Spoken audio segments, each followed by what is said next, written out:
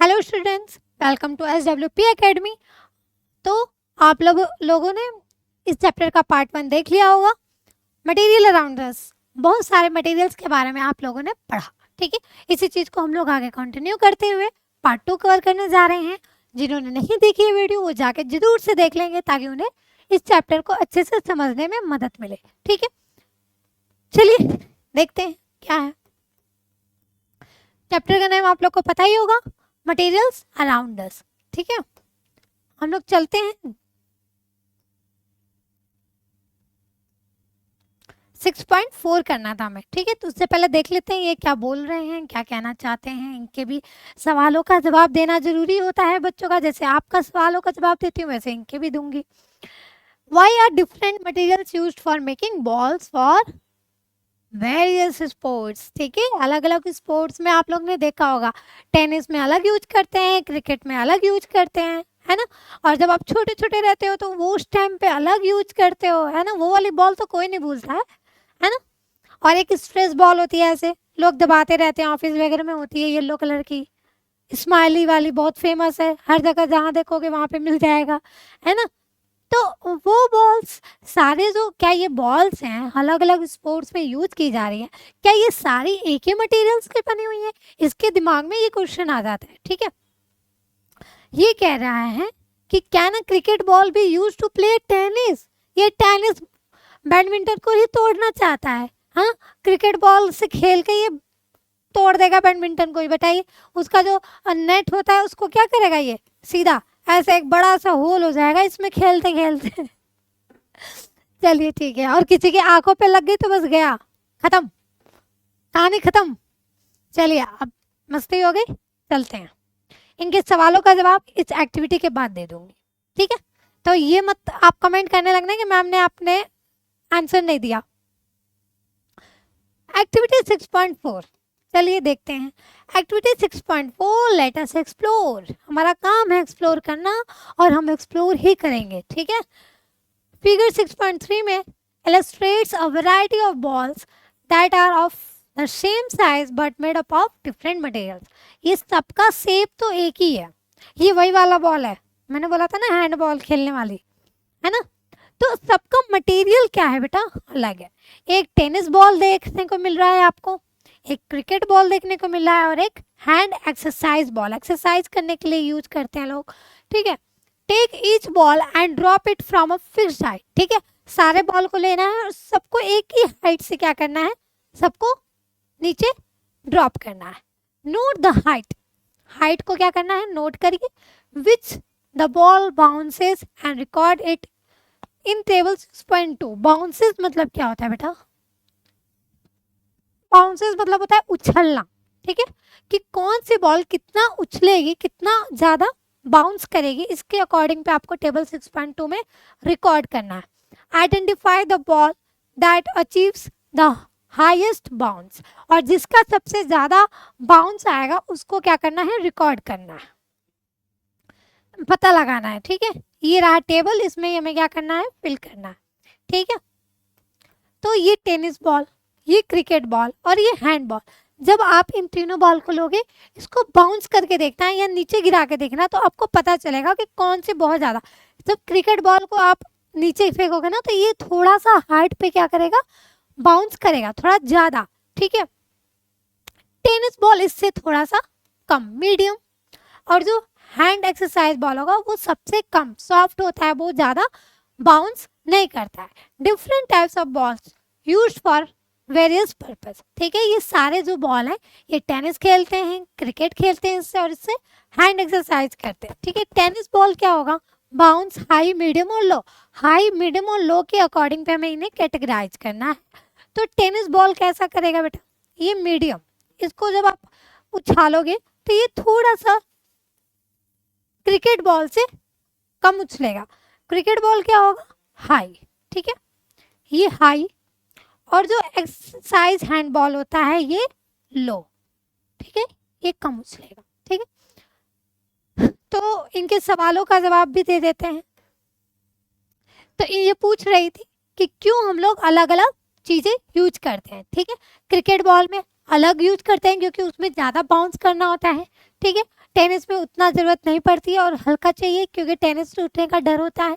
और ये पूछ रहा है कि क्या क्रिकेट बॉल और टेनिस बॉल की जगह यूज कर सकते हैं, तो ऑफ कोर्स नहीं, क्योंकि वो बहुत ज़्यादा हार्ड होती है, हैवी होती है और बहुत ज़्यादा बाउंस करती है, उसका वहाँ पे कोई काम नहीं है। Now discuss in class other properties of sports balls such as size, color, texture and क्या करना है, डिस्कस करना है, ठीक है। जो स्पोर्ट्स बॉल होती है उनकी अलग प्रॉपर्टीज को, उनकी साइज क्या होता है, उनका कलर क्या होता है, उनका टेक्सचर क्या होता है, ठीक है। हाउ हाई दे बाउंस, कितना वो ऊंचा बाउंस कर सकती है, उछल सकती है। Understand why balls are made up of specific materials for specific sports, ठीक है। क्या करना है, पता लगाना है कि कोई भी जो बॉल है वो अलग अलग मटेरियल से बनी होती है, ठीक है। Observe figure 6.4 and group the objects in a many different ways as possible, ठीक है। ये क्या करना है, ग्रुपिंग ऑफ ऑब्जेक्ट्स, इनको ग्रुप करना है, ठीक है, अलग अलग। अब ये अलग अलग शेप दिए हुए हैं, you might have group these objects according to their shapes, है ना।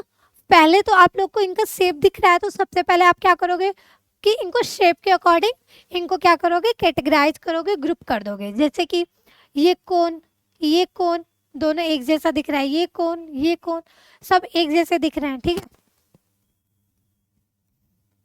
फिर ये वाला बॉक्स, ये बॉक्स सेम है, क्यूबॉइड है ना, ये कोन था। फिर और क्या है, इस तरह का और कोई बॉक्स है, ये रहा, है ना। फिर उसके बाद क्या करेंगे, हाँ और क्या शेप दिया, एक तो ये डायमंड शेप दिया हुआ है ना, ये दोनों एक जैसा है, ये भी एक जैसा है, ठीक है। फिर उसके बाद किस तरह से आप लोग कैटेगराइज करोगे, दिस, ये बिल्कुल एक जैसे हैं, ठीक है। इनके शेप के बेसिस पे हमने क्या किया, इन्हें कैटेगराइज कर दिया।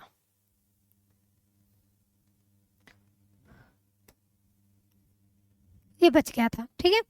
फिर और क्या कर सकते हो आप, इनके कलर के बेसिस पे भी कर सकते हो, ठीक है। हाँ, और बाय देयर कलर और materials they are made up of, और जिस मटेरियल से बने हैं उस पे भी आप लोग इनको ग्रुप कर सकते हो, प्लस ये जिस कलर से बने हुए हैं उस बेसिस पे भी इनको कैटेगराइज किए हो। मैंने इनको शेप के बेसिस पे कैटेगराइज कर दिया, अलग अलग पेन से। जो ग्रीन वाले हैं वो इनके शेप के बेसिस पे क्यूबॉइड, कोन, ठीक है, डायमंड शेप। और क्या है, we have learn that materials may be classified on the basis of their properties, ठीक है। हमें पता चला कि जो भी चीज़ें हैं, जो भी ऑब्जेक्ट्स हैं, वो अपने प्रॉपर्टीज के अकॉर्डिंग क्या किए जाएंगे, क्लासिफाई किए जाएंगे, ठीक है, अलग किए जाएंगे।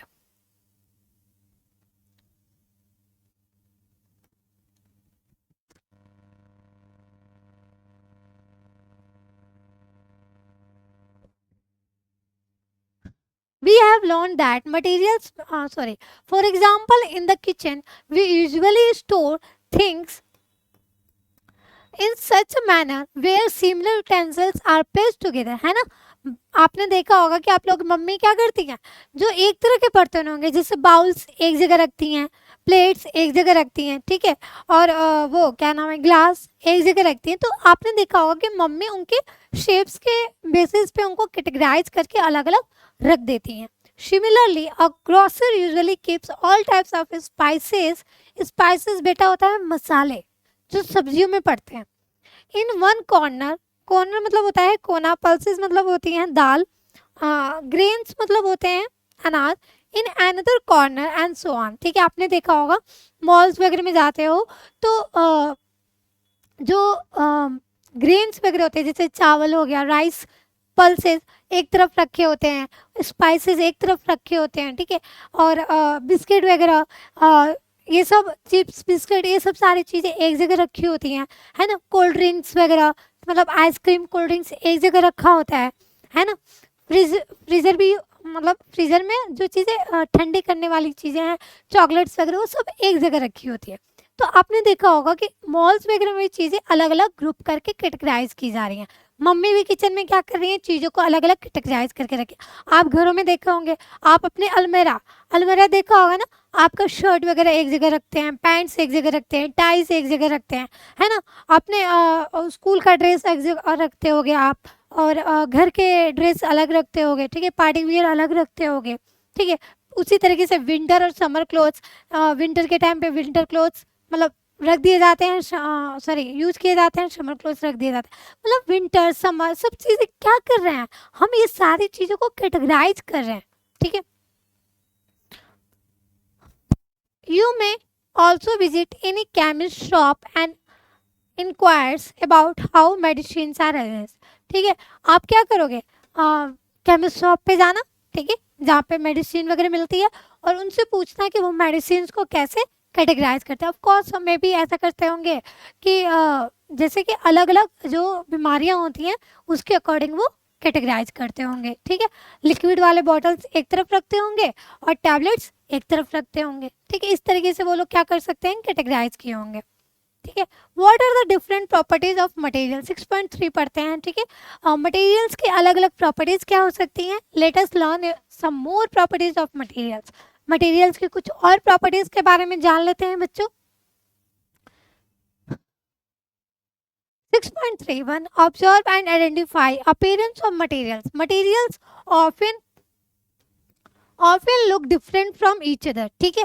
देखा होगा ना कि मटेरियल्स एक दूसरे से अक्सर वो क्या होते हैं, अलग दिखते हैं। Freshly cut would which is unpolished has distinct appearance and quite different from the that of iron, ठीक है। आयरन क्या होता है, लोहा, ठीक है। आप देखे होगे घरों में लोहे का गेट होता है ना, मेन गेट आप लोग के घरों में होगा, लोहे का होगा, तो ठीक है।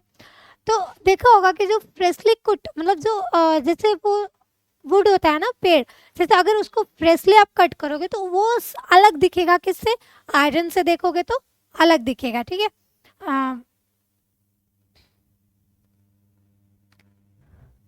विच इज अनपॉलिश, ठीक है। Similarly iron looks different from copper और एल्युमिनियम। वैसे ही क्या है, जैसे वुड है ना, जैसे कि वुड क्या होता है, एक तो पॉलिश्ड होता है, जैसे जिससे आपका टेबल वगैरह बना है, चेयर वगैरह बना है, वो देखोगे, और जो फ्रेशली कट वुड है उन दोनों में आपको डिफरेंसेस देखने को मिलेंगे, ठीक है। अलग अलग देखने को मिलेगा, वो काफ़ी ज़्यादा पॉलिश्ड होगा, चमक रहा होगा, पेंटेड होगा। लेकिन वैसे आयरन को देखेंगे तो आयरन जो है अलग होगा, किससे, कॉपर से, एल्युमिनियम से। आखिर ये क्या है, एक तरह का मटेरियल्स है जो एक दूसरे में क्या है, डिफरेंट है।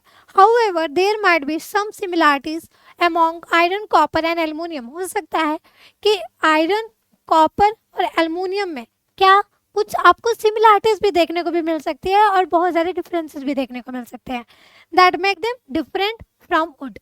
और इनमें कुछ ऐसे सिमिलरिटीज देखने को मिल सकती हैं जिससे ये किससे अलग हो जाएंगे, वुड से, लकड़ी से, ठीक है। Let us do a sorting challenge. Collect some pieces of paper, cardboard, wood, chalk, copper wire, aluminum foil and any article made up of brass, bronze, steel etcetera, ठीक है। ये सारे जो चीज़ें हैं इनसे मिली हुई बनी हुई चीज़ें को क्या करेंगे, स्मॉल पीसेज ऑफ पेपर में इन सब चीज़ों को क्या कर रहे हैं, हम इकट्ठा करेंगे, कलेक्ट करेंगे, ठीक है। एक चैलेंज करेंगे और फिर क्या करेंगे, take a look at the pieces you have collected, ठीक है। जो भी चीज़ें आपने कलेक्ट की है उन्हें देखेंगे। Do any of these material shine when light falls on them, ठीक है। और देखेंगे कि इन सब मटेरियल्स पे क्या, जब लाइट मतलब उसको रोशनी में आप देखो, ठीक है, और जब उन पे लाइट पड़ रही है तो क्या इनमें से कोई ऐसा है जो शाइन कर रहा है, चमक रहा है जब उन पे लाइट पड़ रही है। ऑब्जर्व देयर टेक्सचर, उनका टेक्सचर देखो कि उनका टेक्सचर कैसा है, ठीक है। रफ है, स्मूथ है, रफ है, स्मूथ है,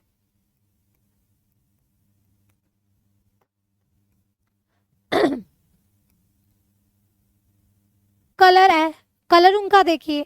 other noticeable features and record your observation in the notebook, ठीक है। अपने नोटबुक में क्या करना है, अपने ऑब्जर्वेशन को रिकॉर्ड करना है, बताना है कि रफ है ना, कि उसका कलर क्या है। जितने भी मटेरियल्स आपने लिया है ये आप लोग की एक्टिविटी है, आप लोग को ये करना है, ठीक है। Observation in the notebook, group the collected pieces based on their appearance. क्या करना है हमें, चीज़ों को जो भी आपने कलेक्ट किया है उनका अपीयरेंस कैसा है, वो कैसा दिखता है, उस पर भी उनको ग्रुप करना है। Materials that typically have a shiny surface